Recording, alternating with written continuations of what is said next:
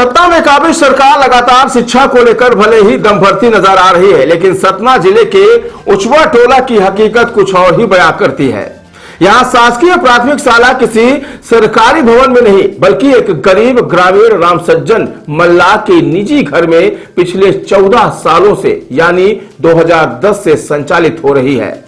हैरानी की बात तो यह है कि रामसज्जन के पास रहने के लिए मात्र 2 कमरे हैं। इनमें से एक कमरे में उनका पूरा परिवार गुजर बसर करता है और दूसरा कमरा उन्होंने बिना 1 रुपए किराया लिए गांव के बच्चों की पढ़ाई के लिए दान दे रखा है। यहाँ शासकीय स्कूल का संचालन होता है। यहाँ छोटा सा विद्यालय लगता है। हमें टॉयलेट और बाथरूम जाने में बहुत सी दिक्कतें होती है। यहाँ लाइट भी नहीं है और यहाँ छोटे से घर भी है। मतलब कहाँ स्कूल लगती है? यहाँ पंखा भी नहीं है। कहाँ पे लगती है स्कूल? है किसी घर में लगती है? खुद का स्कूल है? घर का। क्या नाम है? शासकीय प्राथमिक शाला उचवा। आपका क्या नाम है? पुष्पा सिंह। कौन सी क्लास में? 3। दरअसल पूरा मामला सतना जिले के उचवा टोला का है, जहां उचवा टोला निवासी रामसज्जन मल्लाह के घर में ही शासकीय प्राथमिक शाला स्कूल का संचालन होता है। दूसरे के घर में स्कूल लगती है, किस तरह से समस्या होती है पढ़ाने में? यहाँ पे विद्यालय नहीं है। रामसज्जन मल्लाह के यहाँ घर में विद्यालय लगता है और 23 बच्चे ऊपर दर्ज हैं। यहाँ पे पढ़ाने में बहुत दिक्कत होती है। लाइट भी नहीं है, गर्मी भी बहुत लगती है। एक छोटा सा कमरा है, इसमें 23 बच्चे कैसे आ पाते होंगे? किस तरह समस्या होती है? अब बैठा लेते हैं इनको वहीं पास में, हम भी कुर्सी लगा के बैठ जाते हैं। बाकी पढ़ाने में बहुत दिक्कत होती है, अच्छे से पढ़ाई नहीं हो पा रही है। कौन सी क्लास के बच्चे हैं? 1 से 5 तक की विद्यालय है ये। कितने विद्यार्थी को? 23 विद्यार्थी हैं।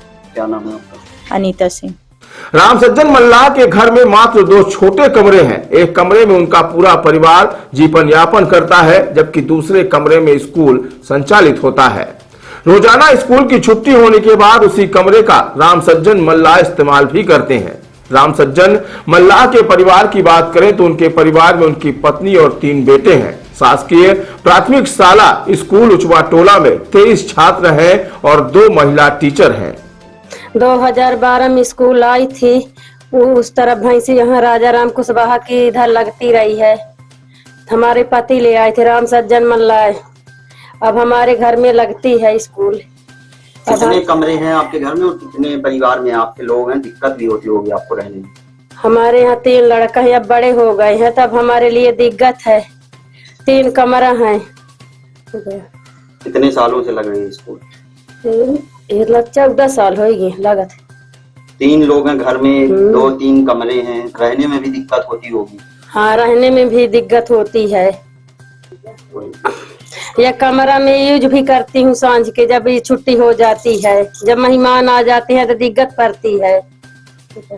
रामसज्जन मल्लाह ने बताया कि जब वे छोटे थे तो उन्हें पढ़ने के लिए यहाँ से 3 किलोमीटर दूर तिघरा प्राथमिक शाला पैदल जाना पड़ता था। बारिश और गर्मी में उन्हें बहुत परेशानियां होती थी। तभी उन्होंने तय किया कि उनके गांव उचवा टोला के वंचित समाज के बच्चों को यह कष्ट वह नहीं झेलना देंगे। आप अपने घर में स्कूल का संचालन कर रहे हैं? जी। आपके दिमाग में कैसे आया? इसलिए कि मैं जब छोटा रहा हूँ तो मैं यहाँ से उचवा टोला से 3 किलोमीटर तिघरा प्राथमिक शाला है, पैदल जाता रहा। जब वहाँ से प्राइमरी पढ़ चुका तो मैं फिर कामता टोला आया और इसके कारण मुझको भारी तकलीफ हुई। मेरे यहाँ सभी वंचित समाज के लोग हैं, कोई संपन्न व्यक्ति नहीं है। काछी, मलाई, कुर्मी, चमार, कोल और बुनकर जाति के लोग अधिकतम निवासी हैं और वही बच्चे पढ़ते भी हैं निश्चित तौर पर। तो मैं इसके लिए मैं जन सुनवाई में 2010 से लगातार यहाँ भी किया, कोई नहीं हो। मेरे सांसद, विधायक और मंत्री थे। इसके बाद मैंने तत्कालीन महेंद्र सिंह हाडिया और अर्चना चिटनीस स्कूल शिक्षा मंत्री भोपाल गया, 3 रोज तक रहा। उन्होंने कहा कि एक पुरैन करके कोई विद्यालय बंद हुई है वहाँ जो है तो वह इस स्कूल को हम ट्रांसफर कर देंगे। तो वैकल्पिक साधन के लिए आपको भवन देना पड़ेगा 2-4 महीने के लिए। इतने में दिवंगत हमारे शंकर लाल तिवारी जी फीता काट भी दिए, कहा कि 2 महीने में बनवा देंगे। न तो वो कभी आज तक बनवा पाए हैं। आज भी माननीय सांसद, विधायक, मैं सबके चक्कर लगाता हूँ। मेरे पास हजारों जन सुनवाई में भी आता हूँ। मैंने आज तक कोई ऐसा मुझे समझ में नहीं आया कि मेरा विद्यालय बने। मेरा एक सपना रहा है कि कम से कम मेरे जिंदा मेरे भवन बन जाता। रामचंद्र को 14 वर्ष का वनवास भाव न भाव हो, पर वही आजाद भारत में 14 वर्ष का वनवास शिक्षा के क्षेत्र में हो चुका है। जी, कितने कमरे हैं आप? 2 कमरे हैं। उसमें आप हाँ, एक में मेरा पूरा परिवार रहता है, 5 लोगों को एक ठेक दिया हूँ। और जब वो स्कूल की छुट्टी हो जाती है तो रात में उसी में निवास करता हूँ, और फिर दिन भर लगी रहते फिर निवास करता हूँ। स्कूलों को मतलब किराया नहीं, पहले मैं देता रहा 500 रुपया। जब मैंने यह रहा कि 2-4 महीने के लिए भवन ले लीजिए, तो मैंने कहा चलो भाई 1000, 2000, 3000 की जो भी है मैं आर्थिक रूप से मदद कर दे हम। तो 7 नवंबर से 2022 तक, कोरोना वायरस तक, मैंने निरंतर राजा राम कुशवाहा को 500 रुपया प्रति महीने दिया हूँ। तो उसके लड़के की शादी हो गई, उसने कहा भाई कमरा अब नहीं है। मैंने बहुत सारा प्रयास किया और उसमें मुझे कोई सफलता नहीं मिली निश्चित तौर पर। फिर मैंने मजबूरी बस की, ऐसे में फंस गया था स्कूल में, प्राथमिक शाला में, कि एक तरफ जैसे कौरव कई पांडव, मैं भीष्म पितामह की नहीं, अगर स्कूल का देता हूँ भवन तो मेरे पास घर केवल, नहीं देता तो स्कूल टूट जाएगी। तो मेरे मजबूरी बस में मैं आज भी संचालित है। क्या नाम है? मेरा राम सज्जन मल्लाह, पिता सुग्रीव मल्लाह, उचवा टोला।